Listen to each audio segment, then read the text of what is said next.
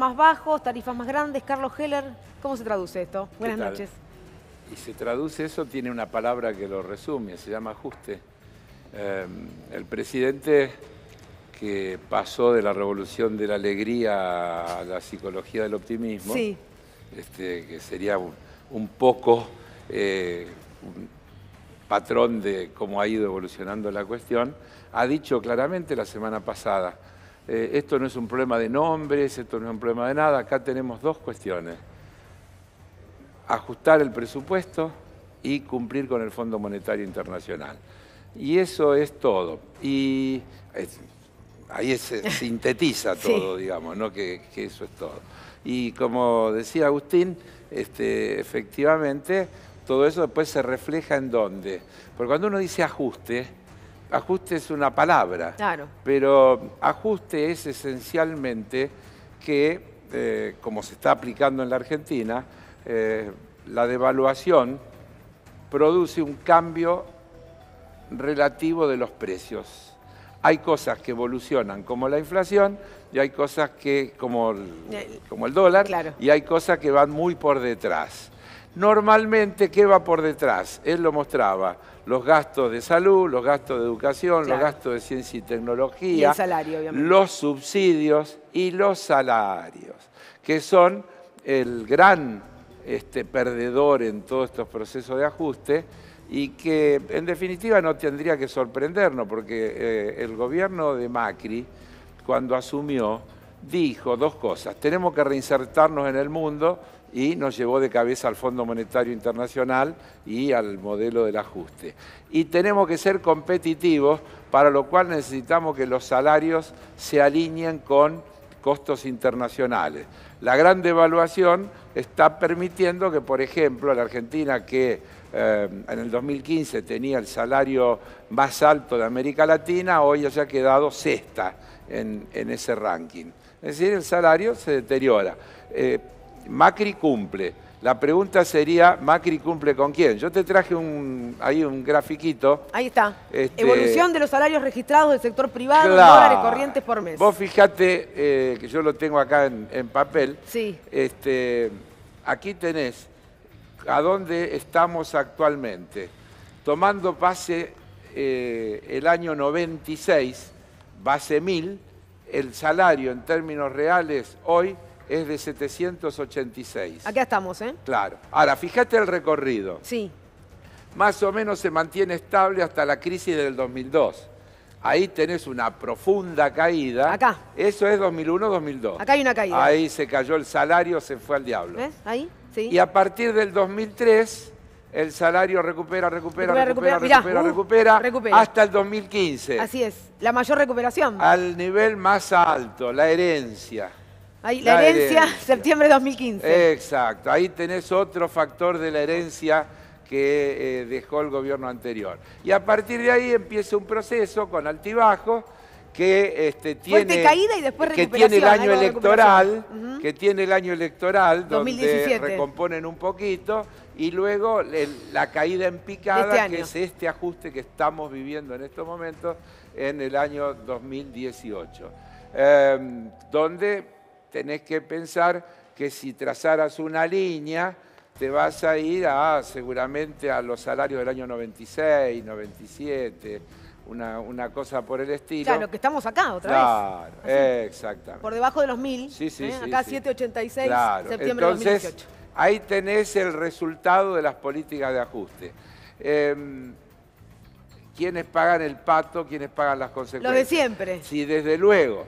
A las jubilaciones le pasa lo mismo, a las asignaciones por hijo le pasa lo mismo, a los presupuestos que tienen que ver con las condiciones de vida de la gente, con los gastos de salud, con los gastos de educación, etcétera, les pasa lo mismo. En definitiva, lo que tenés es un amplísimo sector de ciudadanía que termina pagando las consecuencias de este objetivo de cumplir con las metas fijadas por el Fondo Monetario Internacional. ¿Qué nos va a traer aparejado? El gobierno habla con una soltura de que nunca se cumple con el presupuesto. El presupuesto de este año, Rosario... Dijo que se hace mal en los últimos 60 años. Bien, pero vamos a tomar el de que es el de ellos, el último, el que está transcurriendo. Se hizo mal. No, pero es que nos dijeron que íbamos a crecer 3.5 este año. Y vamos a terminar decreciendo 2.5. Es decir, que entre el presupuesto y el resultado, 6 puntos de diferencia. El país se achicó 6% de su PBI. Decía que el dólar iba a estar a 15. Claro. Bueno, está fluctuando en una banda de entre 38 y 40. La inflación iba a estar a 15, 19 el dólar. El dólar en 19, está la inflación doble. En 15. Todo está totalmente disparado. Todo está absolutamente disparado. ¿Qué nos dicen para adelante?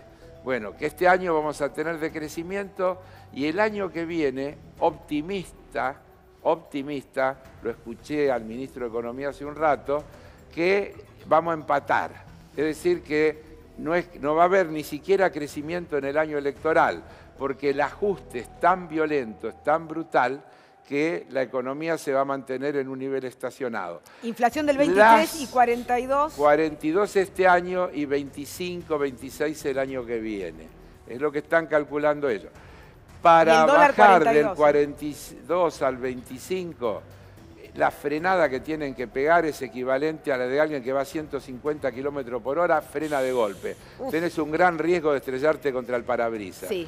Incluso con cinturón de seguridad, mirá, te digo. Y yo diría, solamente es posible pasar del 42 al 25 con un fuerte proceso recesivo que haga que los precios no aumenten, porque los comerciantes no tengan posibilidad de aumentar porque se les cae la demanda de manera alarmante. O sea, recesión muy pronunciada. Muy pronunciada. ¿Qué es lo que están diciendo cuando uno mira los datos de este año? Se habla de caída del consumo del 5 o 6%. Yo no sé si vos lo ves. En la calle hay menos autos. Sí, absolutamente. Absolutamente. Cargar el tanque del auto es la cantidad de locales con el cartelito se alquila que hay en los barrios, digamos, de clase media. Ya no te hablo de los barrios de trabajadores, los barrios de clase media, en Palermo, en todos esos lugares, la cantidad de locales vacíos, de comercio que cierran. ¿Por qué cierran?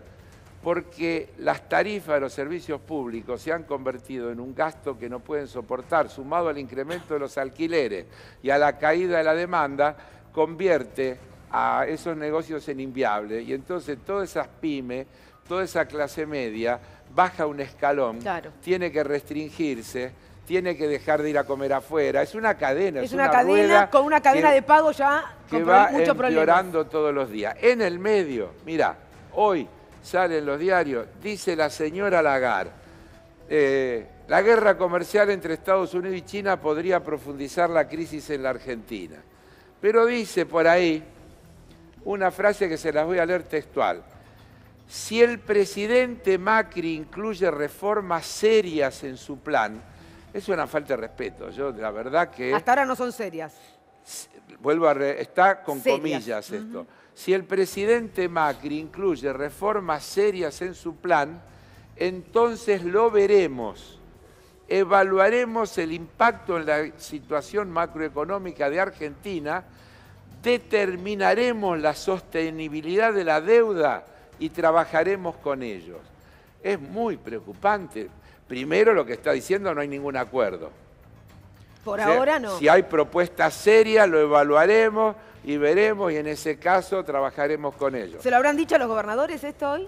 Mirá, esta semana, antes de los gobernadores, Marcelo Bonelli decía en una nota en el diario Clarín que el segundo de Lagarde le indicó al presidente del Banco Central cómo tenía que actuar en relación al dólar. Y lo autorizó, utiliza esa palabra, lo autorizó a intervenir en el mercado para impedir que el dólar siga subiendo. Estas palabrejas que yo estoy marcando van mostrando que nos están instalando un nivel de dependencia, un nivel de pérdida de soberanía, que es absolutamente alarmante. Es decir, estamos aceptando como natural que en realidad la República Argentina no la gobiernan las autoridades electas por la voluntad popular, sino que los electos por la voluntad popular cumplen las instrucciones que le da el Fondo Monetario Internacional. Carlos, tengo que hacer la pausa, pero antes quiero que... Agustín, querías preguntarle algo a Carlos. ¿Cómo no? Sí, sabés que en el medio de todas estas noticias que tuvimos hoy, los gobernadores yendo, viniendo, el presupuesto, el dólar que sigue subiendo, el Banco Central que sigue vendiendo, ocurrió una noticia importante, que es que el Banco Central ratificó hoy que va a mantener la tasa de interés de referencia en un nivel de 60%. Lo que le quería preguntar, Carlos, todos sabemos por su trayectoria que tiene una visión muy productiva del sistema financiero. ¿Cuál es tu lectura, Carlos, de esta decisión del Banco Central de mantener en esos niveles 60% la tasa de interés? Que para muchos es insostenible. En realidad, esto el Banco Central ya lo había dicho la semana pasada, cuando la subió a 60 y dijo... y además subió los encajes, es decir, que le sacó liquidez al sistema financiero, dijo, esta política contractiva se mantendrá por lo menos hasta diciembre, cosa que hoy ratifica en el comunicado, es decir, que la tasa del 60 como mínimo hasta diciembre. Y el como mínimo tiene que ver con que si logran que la inflación comience a descender. Por ahora, los datos de este mes... arriba, de agosto que se va a conocer, hablan de 4,3, 4,5. Y ya están hablando que septiembre podría andar por 6. Claro. Por lo tanto, este 60% pareciera que viene para quedarse por bastante tiempo. Esto se traslada a la financiación al sector productivo y en definitiva convierte en inviables a muchísimas empresas, sobre todo a las pymes, vuelvo a repetir, que están metidas en un combo fatal. Baja de la demanda, altos costos de financiamiento, suba de los servicios públicos, que los pone en una ecuación de inviabilidad tremenda. Carlos Heller, muchísimas gracias. A ustedes. Hacemos una pausa, la primera, enseguida regresamos.